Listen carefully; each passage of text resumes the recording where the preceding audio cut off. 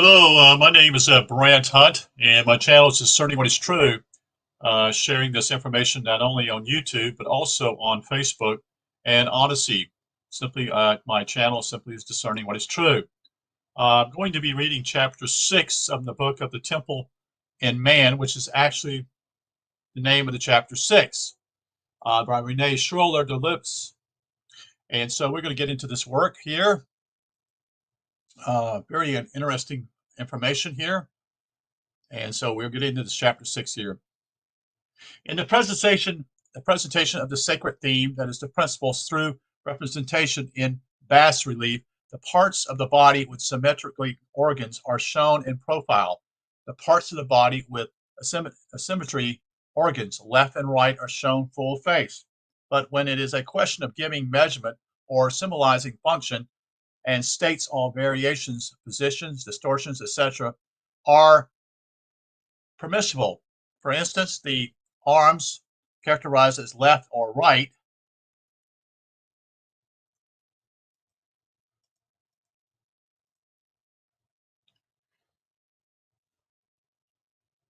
are sometimes represented, depending on the intention, with two left two left hands or two right hands. The left hand receives, the right hand gives. Interesting. The legs are jointed or taken as one mass, as with a mummy, to express the idea of fixation, death, or inertia. They are placed one in front of the other to indicate a state of life. Thus, the seated, standing, or running personage has its particular meaning, which lies its gestures, attributes, costume, and color must be interpreted. It is very important to note that the creative personas, that is to say, personas issues from the divine principle and not procreated through woman, have no navel. The figures are the primary secret writings. Quote, man, know thyself, and thy will know the universe and the gods, echoes Delphi. In the same spirit, St. John says, for he knew what was in man. That would be John 2:25. The temple of Lazar was constructed to explain these things. The pavement of the platform of the temple of Lazar was conceived as a mosaic. It is made of very disparable pieces, which is in itself surprising when one sees with what care the rest of the edifice is constructed. It is now very damaged. In our drawing, we have reconstructing nothing. We have only carefully surveyed each stone. That is in figure 31. The different elements of the face in profile are sufficiently visible to enable one to make a complete outline of it, taking into account the proportions the face should have according to the standard Egyptian canon. That is in figure 32. And we'll actually, let's tell you what we're going to see. Let's see if we can share these right now. Let's see.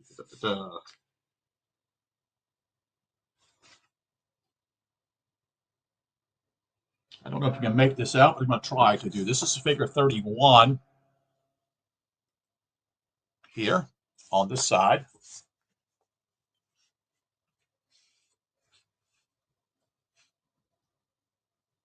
So I think this is what they call the flooring of the temple itself.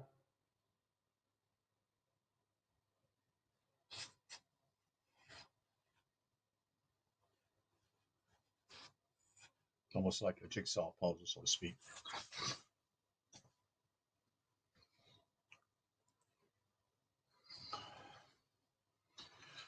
In Egyptian canon of the Nektars, the head with the crown of the skull represents 1/7 of the body's total height. In certain instances that are more humanized, the ratio becomes somewhat 1:7:5 ratio. It was truly the Egyptians' intention to outline a human head, and the payment of the doorways and openings should correspond to the interior and exterior channels of the head. Now, if one studies the diagram representing a sagittal section of the head and showing the location of the central organs, one observes that all the openings are also found in the plan of the payment, if one takes into account the fact that this plan shows the head in superimposed sections. This will be in figures 34, 35, and 36. Thus, we do find the image of a human head in this construction. This being so, the chambers and the openings take on an extraordinary meaning. Here I shall note only a few important general facts, since a complete study of the relation of the myth to the the physiology of the human head, its glands, its organs, and circuits of blood and of humors would require a lengthy work. First, let us compare the general plan of the temple with the skeleton of man. The drawing of which, see figure 2, page 23, was executed in accordance with a study of the proportional size of each bone and of general proportions of the human body. The crown of the skull does not figure in the image of the head in the covered temple, which stops at the normal height of the Pharaonic headband with the facade of the south wall. We are, so I'm going to show you this piece here. This is going to be figure 32. And let's see, you can see that there's actually the payment showing as a mosaic here also. So you can see this is a part of the uh, body here with a head, an ear, and one eyelash here.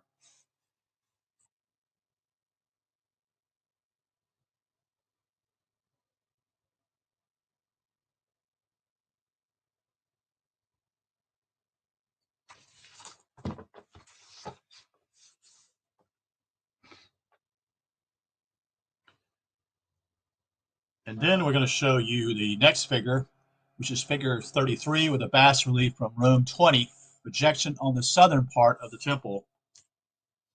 See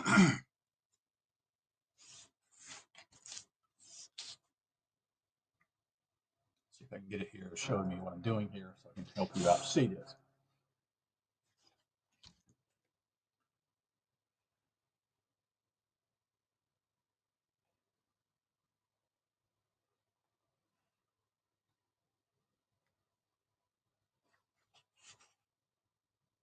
And then I'll show you this other piece on the other side here also.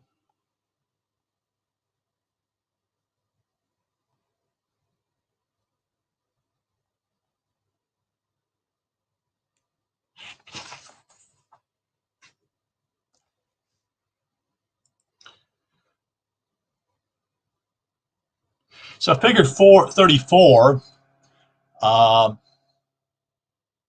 see if I can show you this here. Hold on just a second here, which is the one with the head here. Last one I shared with you. There are what I call the sections.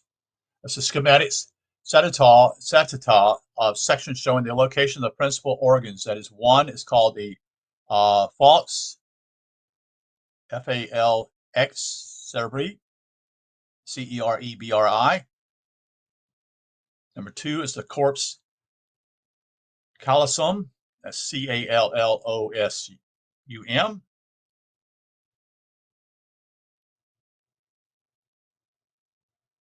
Three is the septum lucidum. Four is the triconium. Five is the tela chlora dia.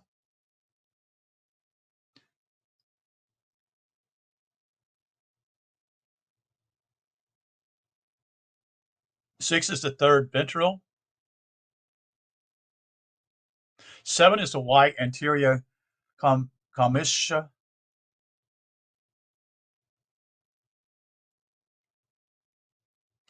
Number eight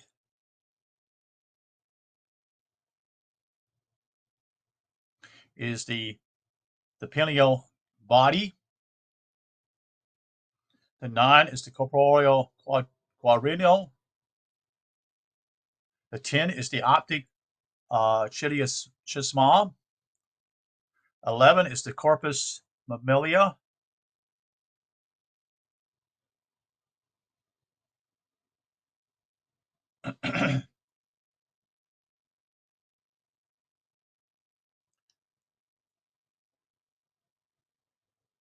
12 is the formative orifice of the Eustachian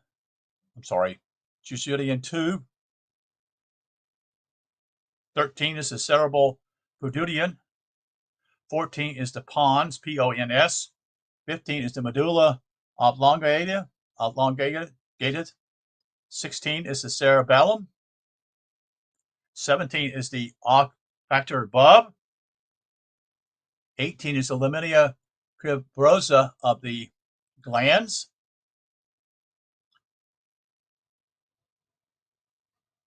22 is the thyroid cartilage. And then 23 is the clavius. And again, on the figure of 35, this is projection of the southern part of the temple on the sagittal section, indicating the position of the principal organs also.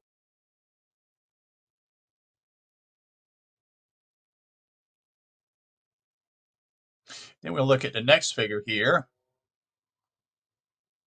in the book.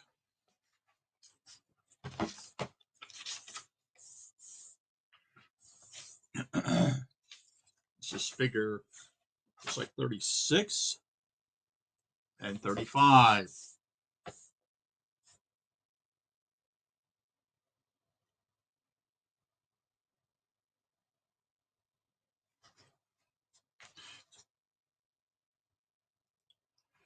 So this side over here is 36, and this is figure 35 over here.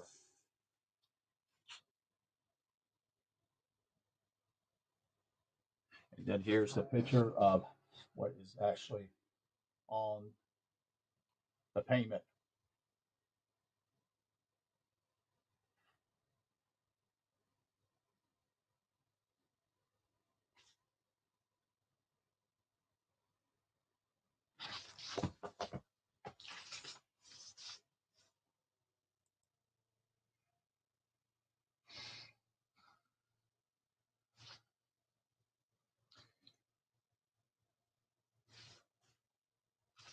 Then what we'll show is simply the Luxor, the sanctuary of the bark of a minute. The survey was carried out in 1948. This is going to be a little bit harder to see. The epod of Miniabus, 1411 BC to 1375, and the epod of Alexander in 356 BC to 323. So I'll try to get this up here for you guys.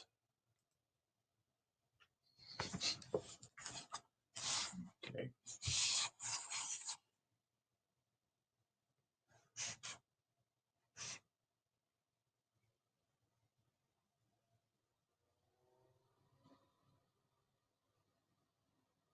So what they're showing simply is there's an outward temple that is they're being talked about at the Luxor. But what they're trying to emphasize here, the temple is actually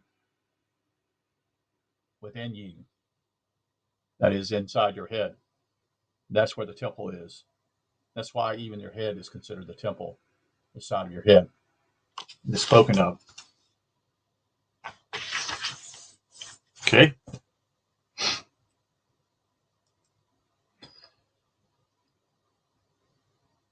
Therefore, dealing with the Adam's man with divine intelligence before the fall into nature, the figure of man that serves as the basics of the temple of the Zohar is prenatal neter man, or the Neo-Sephardic units. Opening remains closed and will not be open until the end of the pharaonic epod. This will be the epod of his natural emanation or earthly incarnation, corresponding to the moment when the child inhales air as it is born into this world. Until this time, this neither man does not breathe the outer air and lives only through his inner ear, symbol of his direct inspiration. It has a footnote down here. Let's see what it says here. The style of the capitalists of certain Hindu fakirs, Fakirs, are achieved through closing the passage by swallowing this tongue. That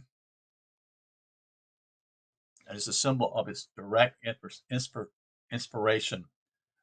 The respiratory canal is indicated along the axis of the temple from the hypostyle room, that is the lungs, into room 12 of the rear nasal faucet, by an uninterrupted series of long paving stones which cross the threshold of all the doorways and pass under the wall, still closed under Arminius III, that separates rooms 6 and 12. It is here at the site of the naopharmatic orifice that we find existing since the beginning, a niche on the side of room 6 in the exact spot where later a doorway was made.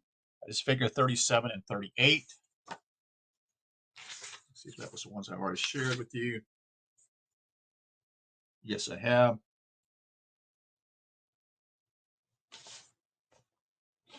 Furthermore, it appears from the architecture that the idea of a passage was expressed from the beginning by the aforementioned large slabs passing under the still solid wall and by the first course of stones connecting, in this place, only room 6 and room 12. In support of this thesis, I give here this physiological application of the act of swallowing, which will give me the opportunity to present a brief example of interpreting the correspondence among a physiological function, the architectural, and the figuration. During swallowing, we do not breathe into the lungs, but if at this moment one closes one's nostrils, the auditory perception of external sounds is altered. Thus, understanding is opened up. This is not mere supposition, but the secret of the occult effect of pronouncing certain words, that is mantram. This reason is that the eustachian tube, which provides air to the eardrum, that is the middle ear, is usually closed and opens only at each swallowing movement by the following mechanism. The rear nasal faucets are normally in communication with the oral part of the pharynx through the naopharyngeal passages, the part of the wall between rooms 6 and 12 opened in the late dynasty period. This passage is occluded by the actions of the muscles of the staphylophrynggeal pillars, which contract and join at the moment of swallowing. At this moment, the orifices of the eustachian tube opens under the pressure of the soft palate, south partition of room 2, representing the coronation. However, for swallowing to take place, there must be a liquid medium. The production of saliva is thus of great importance. The salivary secretion of the subliminal and submaxium glands, that is the north portion of room 2, representing the swamp, is instigated by the cord of the eardrums, a nerve so named because it traverses the eardrum. The nerve that innervates these glands is called the tympanocondylian nerve, but experiences have shown that only the cord of the eardrum gives this gland their secreted fibers. This phenomenon of the calling of the inner ear may be compared with the gesture of swallowing one's saliva in moments of extreme concentration, when one finds oneself hard pressed for an answer. On the east side of room 12 is located the eye, marked on the ground. In this room is developed the theme of the 12 hours of the day. The young king enters from the east and reaches puberty. The measurements confirms this, and with them one can follow the life of the king. In the same room is seen the solar bark bearing the naos containing the falcon crowned with the solar disc. Here the accent is placed on the eye. By the mention of Horus, we know that the brain of a bird is retina. That is to say that it contains in more specific development form the settlement organ of vision. Thus, one should principally seek in Horus the symbolization of the eye and its relation to the center of visual consciousness. I want to read a footnote here also. This is footnote 4 here. He talks about the swamp, representing the swamp. In this connection, I quoted from Hippocrates, thus the glands profiting from the superabundant hunger of the rest of the body finds a suitable nourishment, and therefore where there are swampy parts of the body, there are found the glands. And proof of this is that where there are glands, there also are hairs. Nature produces glands and hairs. Glands and hairs are equally useful. Glands for the affluent humor, as has been said, hairs having precisely what the glands furnish them, spring up and grow. gathering the superfluity which seizes towards the extremities. But there where the body is dry, there are neither glands nor hairs.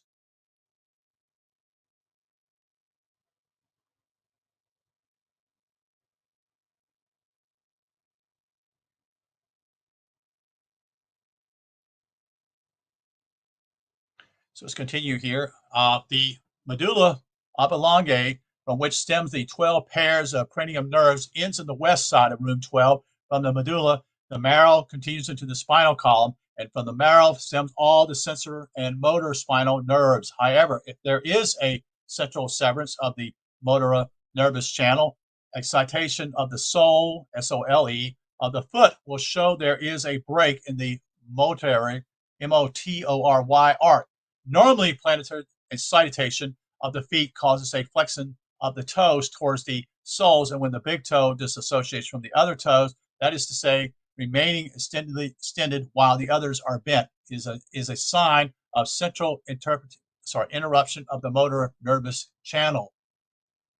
However, on one hand, the theme of the 9 bows, generally placed under the feet of the king, is indicated at Lazura by the group of archers on the north face of the east pylon, where the soles of the feet are located, that is, see figure 39. On the other hand, we must note the important connection between the west pylon, representing one of the feet, and room 12, because we find it both exactly the same measurement, that is, in 12 fathoms, and see figure 40. Let's see if I show you this here.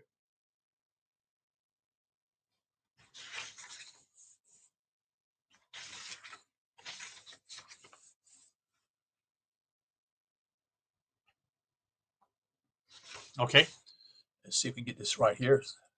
39 is on this side here, and 40 is on this side up here.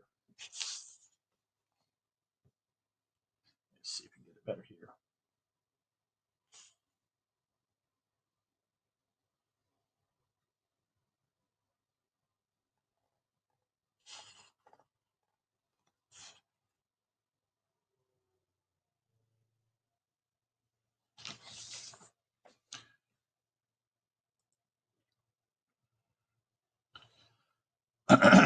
In sanctuary room 6 unites appropriately several functions. It is located precisely in the pharynx, where the food and air that support life are emitted, and where the voice, the word that creates, is amplified.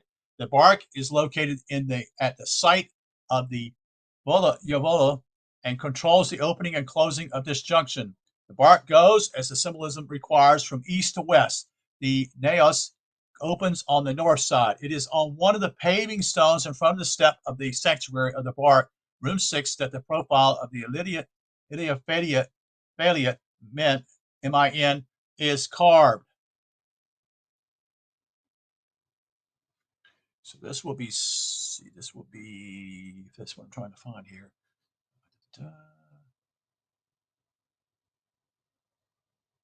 At Carnet, in the corresponding sanctuary, the bark does not lie crosswise with respect to the doorway of the naos, but in the same direction as this doorway, this sanctuary being oriented east-west. A large fragment of pink granite with the name of Thanimus III, representing a Lydiate man, M-I-N, was reused on the top of the roof of the sanctuary of Philip. On the threshold between rooms 4 and 6 is embedded the key where the axis of among and of measures transect. Room 6 deserves particular attention since it shows us, among other things, the state of the sanctuary under Amendius III at the place where the present naos was erected under Alexander the Great. There still exist the sockets for the sulk of the bark for the wooden naos for the entry step, and for the 12 posts to support a veil surrounding the naos and the 4 columns of Amendius III. The same is true for the 2 low ramps for the ascent towards the sacred bark, as in figure 37 and 38.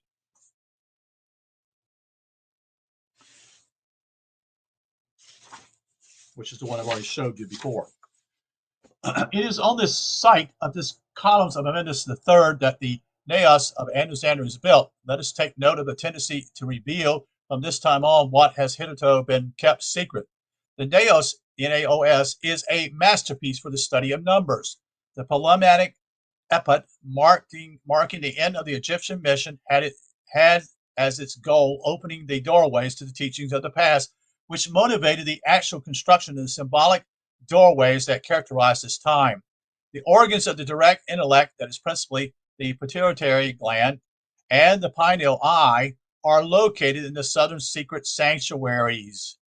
Interesting, secret sanctuary, the southern part. The pituitary gland being located at the entrance of room 1, the central secret sanctuary, is thus considered a doorway, that is to say, as a passage. It says figure 35. So let's see what we got here.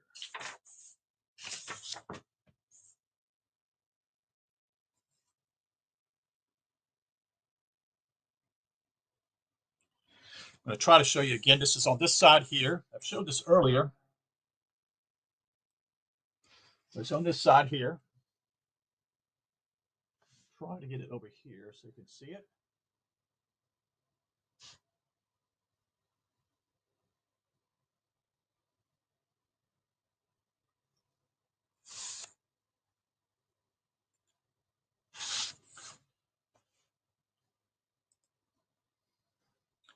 Room 1 contains what physiologically defines textually as the trignon, or four-pillar vault that joins the two horns of Amun. There could be no better description of the architectural aspect and the function of the sanctuary. The starting points of the cornice of the base of the naos are an integral part of the southern columns. Everything here bears the stamp of a duality. In this same room are located the choral pleasures, in which a mysterious transformation takes place between the blood and the cerebrospinal liquid. Medicine holds that blood introduced into the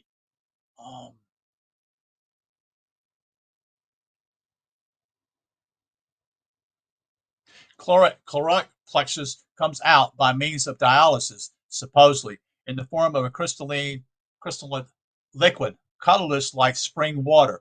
The figurations in the room also seem to indicate in these plexus at least partial elaboration of a blood-red ferment with the help of the cerebrospinal fluid that comes from the marrow. The three southern sanctuaries are separated by walls. This separation does not exist in the human head, but inner exchanges, as yet unexplained, occur in the organs located in this place. And here the walls present one of those typical instances of transposition that I mentioned in chapter 1. The reading of a partition that is image and text remains absolutely incomplete without its complement given on the other surface of the same wall. A similar instance, but of transparency, is found in the wall separating room 12 and from room 5. If one superimposes the sagittal, that's Sagittal, section of a skull on the plan, one observes, in fact, that this wall represents the lamina cribrosa of the ethmoid bone, ethmoid bone, and that the olfactor bulb is found in room 5 and the zone of olfactor sensation in room 12. The olfactor ramifications passes through the lamina cribrosa, that is figure 35, which I've already shown. However, on the side of the wall in room 12, we find on the surface the symbols for fabrics. And in transparency in room 5, the box is for clothes, figure 41. Let's see if I've shown that picture to you, 41.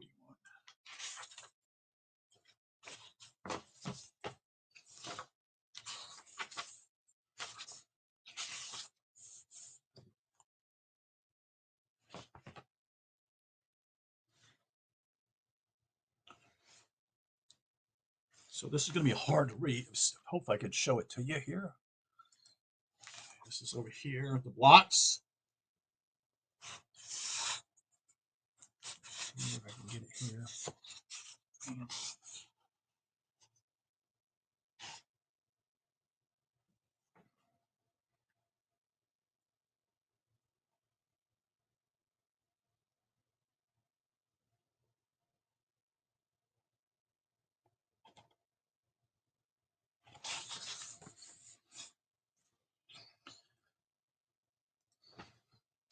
The explanations that I provide here are intended to point out one of the secrets for the true reading of the texts. This inscription of the cloths and of the box for clothes placed in transparency deserves special attention in order to confirm with proof of the Egyptian knowledge of the most secret functions of the human organism, the method of teaching employed by the ancients, and the way we should endeavor to decipher it. Among the several organs, the olfactory organ is the oldest, that is to say, it is the earliest, like the sun at the eastern horizon. It is in room 5, at the point where the hieroglyph for the box for clothes is found, that the olfactory bulb for the head marked in the pavement is located.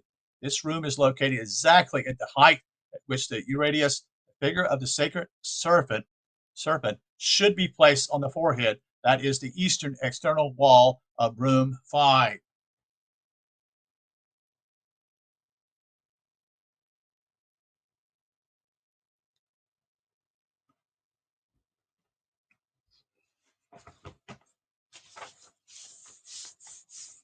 So I'm going to show you now a figure here, number 12, underside of the brain, showing the olfactory bulbs and the olfactory tracts.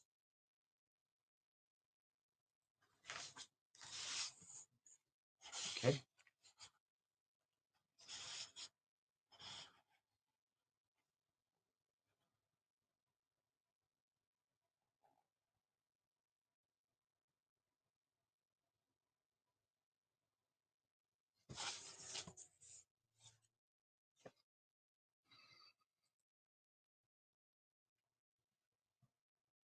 Now, among animals, the serpent has the most primitive brain, which is typical of olfactory brain. Thus, here there is a rather curious coincidence. The wall is characteristic of transparency, placing the hieroglyph for clothes of room 12 and the symbol for box for clothes representing room 5 would suffice to establish a relationship between the symbol for clothes and the olfactory bulb. This is added the characteristic of what weaving represents as a symbol, that is to say, the interlacing of threads, just as the nerves are interlaced so as to make perceptible the contacts of the individual with the environment. Thus, we frequently find the symbol for clothes in these 3 secret sanctuaries. Figure 42 shows clearly what I'm suggesting here. The olfactory bulb with the olfactory tract splitting into 2 constitute a organ whose image is identical to the symbol for clothes. Since we are dealing with a primitive organ, which is extremely important for all primitive, that is, sexual life, it merits using as a model.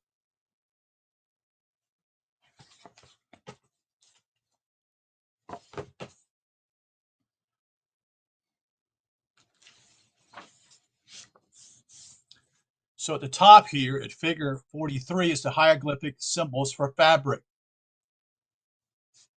This is the very top here. Right here.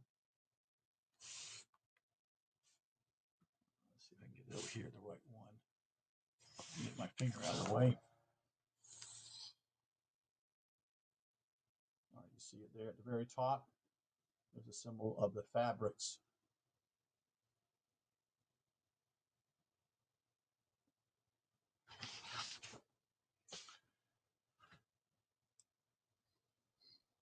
In figure 34, one can follow the olfactory fibers, some of which pass into the white commissure, where they interlace. Then the olfactory fibers proceed towards 4 centers. It is entirely probable that the hieroglyphic symbol for fabric is derived from the ancient art of weaving, when the helicate separates the threads of the warp so as to enable the shuttle to pass with the thread of the welt, W-E-L-T. But the image of the olfactory above corresponds too well, and the choice of the site in the temple is which it is inscribed is too significant not to suggest a desire to emphasize a esoteric intention. This is what I wish to point out here. The head and neck are in profile up to the walls, which indicate the clavices. Here, the front view of the chest, H-A-T-I, begins. However, the thyroid and the thymus are still indicated and explained on the walls of room 9. That is the west wall of this room, which is located on the east side of the temple. It should be noted that the body is seen full face, but the spinal column remains located on the western wall. The columns of the hypostyle symbolize the breasts, representing the nutrient aspect of a lunar nature. This is indicated by the payment and by the basis of these columns, which represent a lunar crescent. The temple wall that on the western side bounds the peristite court as the transept would symbolize the spinal column. It bears the figures of 13 harnessed horses, of which the 13, according to the measurement, falls at exactly the height of the first lumbar vertebral. Now the marrow and that marrow that transfers the 12 dorsal vertebrae also penetrates the first lumbar vertebra and stops at this point. Coincidence? Proceeding from my theory that everything is deliberate, everything has meaning, I saw a similar example I found in the temple of Montu at Karnak, a similar instance of the basis of a column. This is figure 44. This is Karnak, Temple of Montu, base cut in lunar crescent.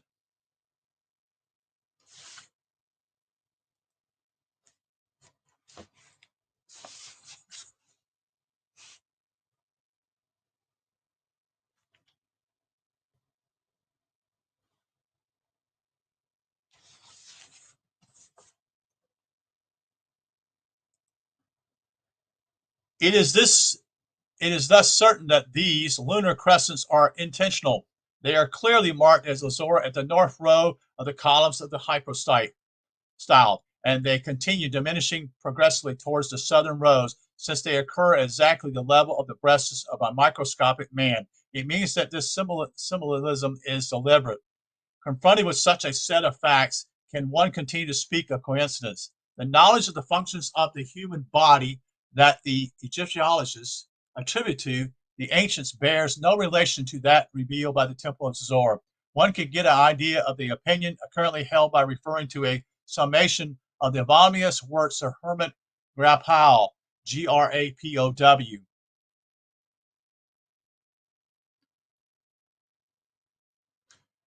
I'll just say what he says here. In 1935, to say the least, there could not have been any clear idea of the contraction of the heart muscles and of the circulation of the blood, since it views as a specific cause of illness the excess of blood in the heart.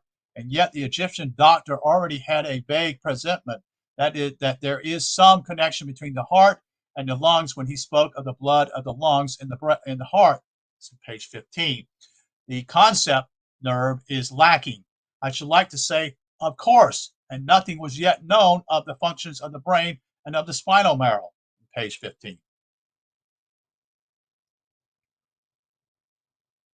Now, if it were to be based solely on the data of current philology, that the reading of the teachings of ancient Egyptians would still be only a smattering, for as in this book shows, the thought of the ancients is expressed by an entire complex of elements founded on myth, you see, the meaning of which has never been understood.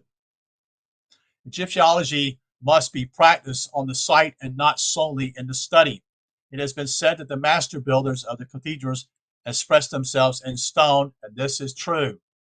But who has taught to give his full attention both to the measures in order to find in them the meaning of numbers and to the figurations based on pharaonic myth? Who, in this vein, has attempted the true reading of the hieroglyphic signs? This implies the study of the intentional meaning of each document, or more exactly, the meaning it should have. Thus, having noted the separation of the crown of the skull, one should try to find out what it means. Since this point was emphasized, one should not conclude on the basis of an apparent primary text that the ancients wished to say what we understand. One must try to find out why they expressed themselves thus. The ancients never popularized anything. In the unintentionated, they provided only the minimum useful teachings. The explanation, the philosophy, the secret connection between the myth and the science were the prerequisite of a handful of specially instructed men. Did not Pythagoras wait 20 years before being admitted into the temple? Did he not, in his own teaching, impose silence on pain of death? Therefore, this teaching was not written down. Herodias often mentioned the obligation he was under to remain silent concerning sacred subjects. Therefore, these instructions had not been changed. Furthermore, the Druidic teachings were the privilege of a priest by class, guardians of the most secret and oral traditions of a people. People cling obstinately to the classical prejudices, and in order to defend this thesis, preferred to link the ancient Egyptians with the anthropods. They would even diminish the value that the Greeks had in demonstrating the great knowledge of ancient Egypt. They did not did not the ancient Greeks go to study in the sanctuaries of Lower Egypt as close to the source as possible? They had fewer prejudices than their modern champions. When Grandpa denies the ancients a knowledge of the nerves or the circulation of blood, etc., we can remind him that Hipparchus, as Ivers recently confirmed at the Pathos number 8 in 1939, borrowed extensively from pharaonic documents and did so in BC 450.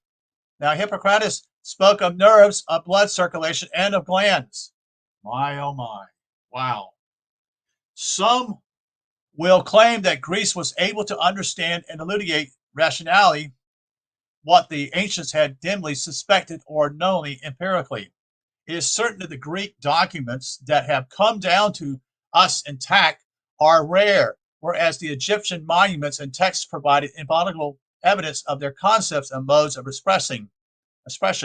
What had been transmitted to us through the indirect channel and that analytical mentality which is so contrary to the approach of the ancient Egyptians and was certainly excluded from the Greek mysteries, that mechanical, rational mentality guilty of having led us to that disaster which even the most blind now have some foreboding. In conclusion to the foregoing, the pharaonic teaching shows us man composed of three beings: the sexual being, the corporate being, and the spiritual being. Each has its own body and organs. These three beings are independent in the flux of juices and the nervous influx, the spinal marrow in the column of fire that connects the whole. The being properly called corporate is the body, the chest, the abdomen, where the organs for the assimilation of solids, liquids, and air are located. The head is the container of the spiritual being, where the blood buildup in the body comes to be spiritualized in order to nourish the nervous flux and prepare the ferments of the blood and the seed. This is greatly condensed aspect of man in the image of the universe. In the head, the entire encephalum could be thought of as a photous ingestation. It is bathed by the cerebronean spine fluid, typical, that is ammonium, that's AMUNIAN, in character, and the chlorate pleasures, that is bring to this point, the nutritional blood, which will itself be spiritualized. Contemporary medical attributes to all these centers very detailed descriptions, names derived from Greek or Latin elements. No vital link or coordinates this purely encyclopedic knowledge. One would seek in vain knowledge of this kind and a special vocabulary in ancient Egypt. The myth is a whole, the synthesis of all science, since it transcribes the fundamental knowledge of the laws of Genesis that applies to everything. Thus, the Needers have their significance in medicine as well as in astronomy or in theology, which is the metaphysics of the becoming and the return. In man, one can picture these three structures that combine to form the pineal apparatus, in which only the epiphyseus shows much development. Only since 1900 has the study of this organ become more exact, picturing its effect on the genital glands. Today, the supposed visual vestige of the pineal apparatus is still assumed, as well as the development among the higher vertebrates of the pineal apparatus, which has a genital influence. Thus, there are two formations, the first of which is atrophian. It is thought that the epiphyseal entails a distinct increase in the development of genital glands, and moreover that the epiphyseus has a restraining effect on sexual development. The absence of the effect of the epiphyseum as the adult age seems to prove the predominant role of the pineal gland as the period of puberty. It is thought that the pineal gland does not affect the sexual glands directly, but probably through the intermediates of the hypophyseus. Anatomically is located below the lower lamina of the telechloroidea and is attached by two of its six pedunions to the anterior pillars of the trigonium. The wall separating room 1 and 7 probably represents the telechloroidea. Moreover, in room 7, the king is a young boy between 7 and 12 years old, and this is the only place where he is represented at this age and accompanied by his mother. On the other hand, on the north wall of room 9, which is located at the height of the claris, the king has the proportions of adult. However, the claris is the first and final point of ossification, and indicates the two extreme moments of the formation of the body.